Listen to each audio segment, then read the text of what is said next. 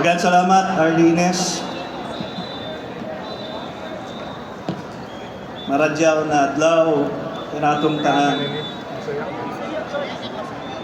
Magandang araw po sa inyong lahat. Ang ating pong kalihim, Secretary Sally Angara, ay hindi po nakarating ngayong araw na ito sapagkat siya po ay mayroong importante at mahalagang pupuntahan aktibidad bukas ng umaga. But nevertheless, he would like to convey his utmost recognition and congratulations to the holding of the Caraga Regional Meet happening here in the province of Surigao del Norte, here in the city of Surigao. Sa ating pong host, local government units, to our provincial governor, Governor Robert Lyndon Barber, sir, to the Vice Governor Eddie Gid Kokyangki Jr.,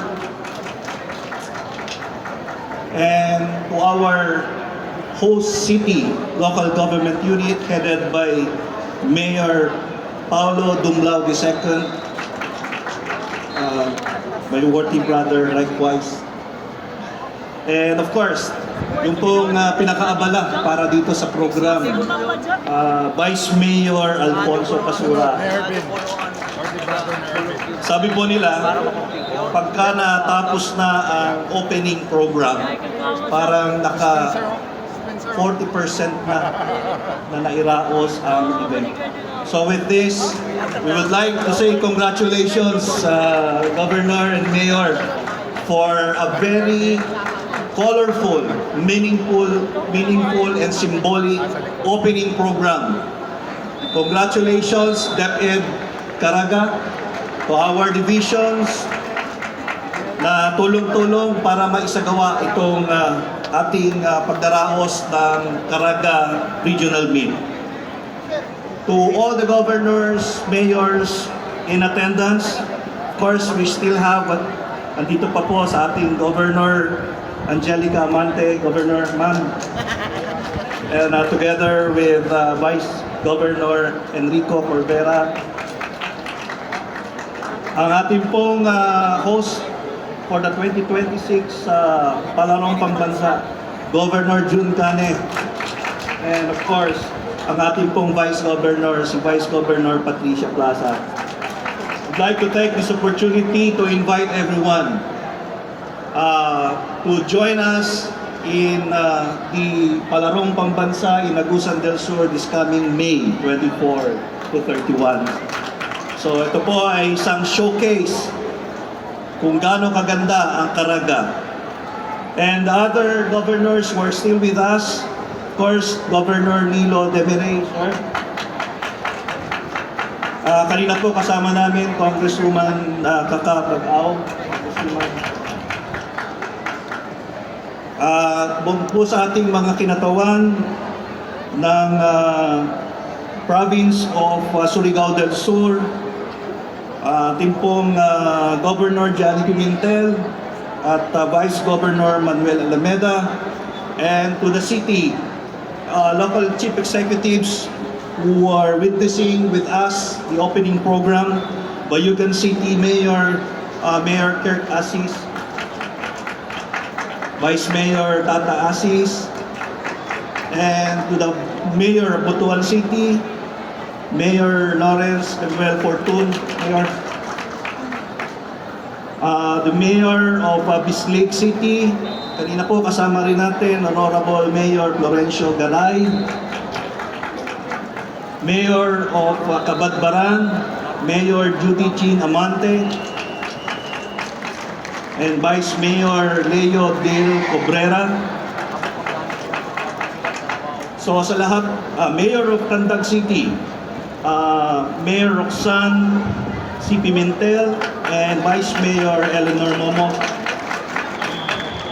Nais ko rin pong banggitin ng bigyan po natin ng recognition ang ating pong mga DepEd officials na siguro mga governor and mayor, ilang buwan na sila talagang nag-prepare talaga. Pagod na, kapoy na. Pero congratulations to our DepEd officials here in the province and the city. Dito na po kayo isa-isahin. To our local government unit officials who have given their support for the success of the Caraga Regional Meet. Would like to recognize also yung isa sa mga pinaka-importanting sumusuporta dito sa ating palaro, ang ating pong mga magulang. Palakpakan po natin yung mga magulang na nagdala ng kanilang mga anak dito sa Surigao City. Okay pa ba ang mga atleta natin? Are you still okay? Are you still okay? Sige nga, testingin natin yung ating mga athletes. Agusan del Norte, pag sinabi ko yung division ninyo, sigaw kayo ng Mabuhay Caraga. Ulit nga, sabay-sabay muna, Mabuhay Caraga. Let's hear it from Agusan del Sur Golden Warriors.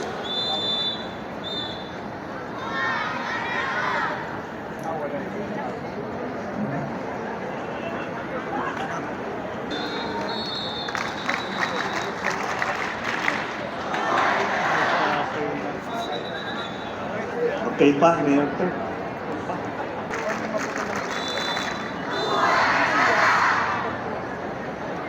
Ang ating Butuan City Paddlers.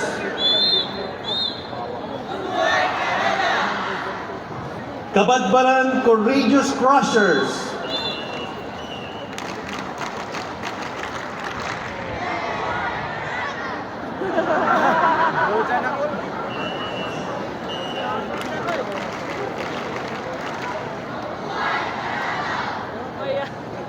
How about Surigao City Mighty Blue Titans?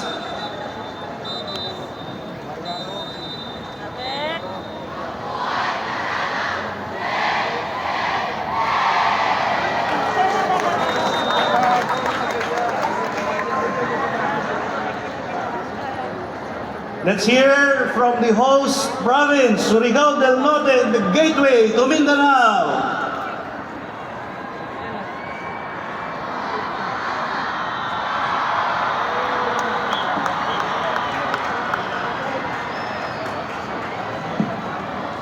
To Surigao del Sur Mavericks.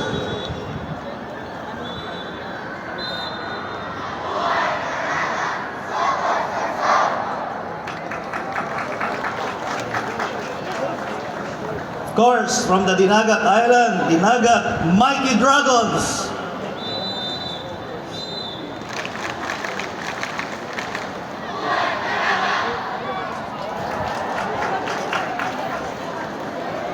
And now, from Tandag City, Tandag Golden Titans.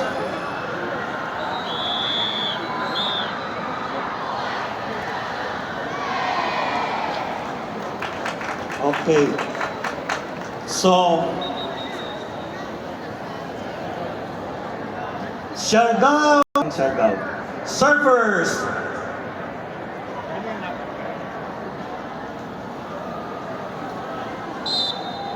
Wave sila, wave.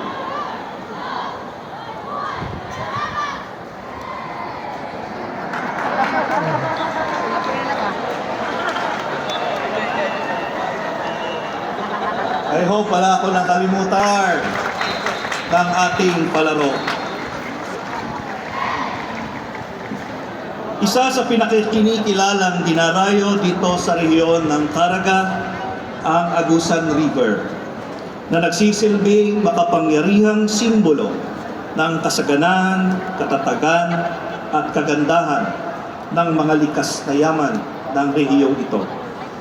Flowing across the heart of Caraga, the Agusan River travels along a determined journey from the mountains through the valleys, across communities, until it finally meets the sea. Mayahalin tulad natin ang paglalakbay na ito sa buhay ng ating mga atletang mag-aaral, kung saan malayo at mahaba ang tinatahak na landas bago marating ang tagumpay na inyong minimithi. Kasama sa paglalakbay na ito ang mga pagsubok, tagumpay at pagsisikap. At ngayong araw, nagkakatipon tayo upang maipamalas ninyo ang bunga ng ilang buwan at linggong pagsasanay, ang inyong disiplina at determinasyon dito sa 2026 Caraga Regional Athletic Games. Marahil kilala ninyo ang mga atletang nagbigay ng karangalan sa ating bansa, tulad ni Hidilyn Diaz na nagtagumpay upang buhatin ang Pilipinas para sa kanyang tagumpay sa Olympics. EJ Obiena na sa bawat pagtalon ay tinuturuan tayong mangarap ng mas mataas, lampas sa anumang limitasyon. At Carlos Yulo na nagpatunay na ang walang sawang pagsisikap ang magdadala sa isang atleta sa pinakaruro ng tagumpay. At siyempre, siguro kilala ninyo si Alex Iyala na ngayon ay humahakot ng paghanga at tagumpay sa larangan ng lawn tennis.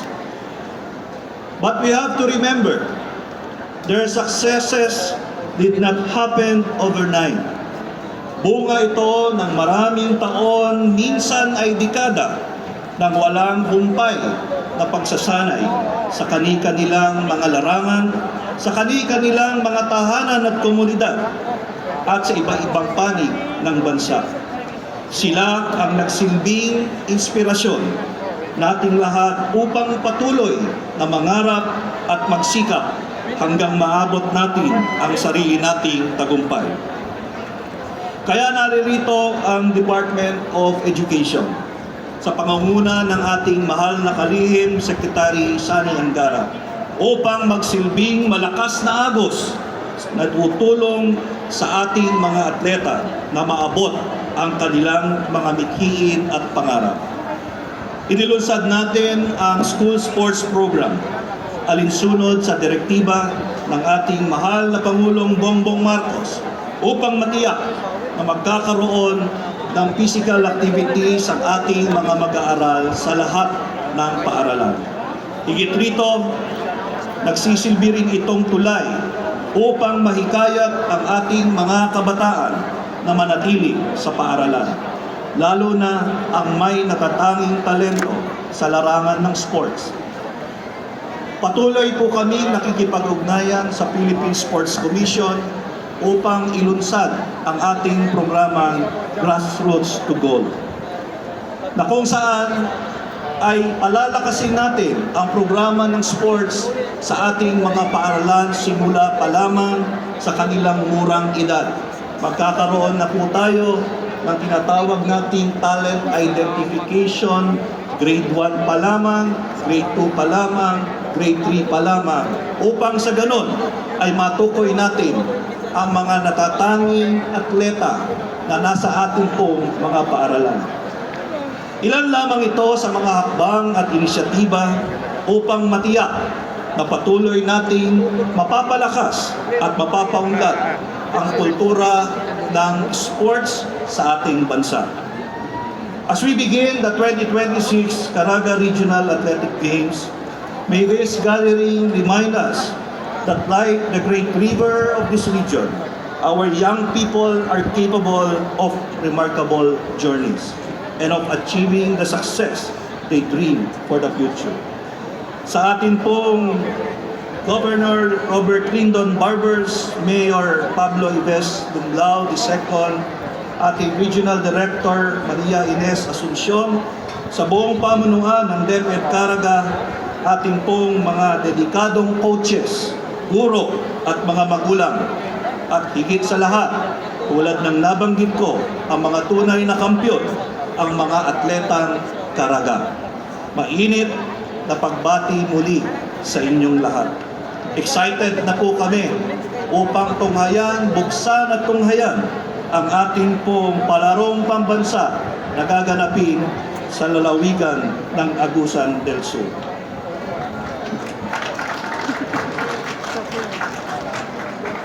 Isa po ang Palaro Pambansa 2026 sa isa po sa mga maraming unang mangyayari. Sa kaalaman po ng ating mga mahal na gobernador at mga mayor, ilulunsad po namin yung bagong pulisiya. Ang tawag po namin dito ay Play for Home Region Policy. Wherein yung pong mga atleta nyo na maaaring nagkaroon ng oportunidad na makapag-aral at maging atleta sa National Capital Region, sa Calabarzon, pwede nyo po silang imbitahin upang sa darating na palarong pambansa, sila po ay magrepresenta ng inyong lalawigan o ng inyong region.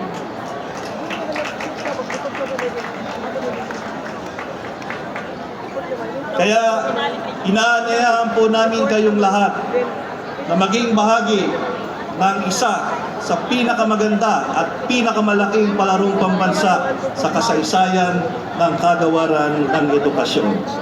Mabuhay ang ating mga atleta, mabuhay ang Surigao, mabuhay ang Caraga, mabuhay ang mga kabataang atletang Pilipino.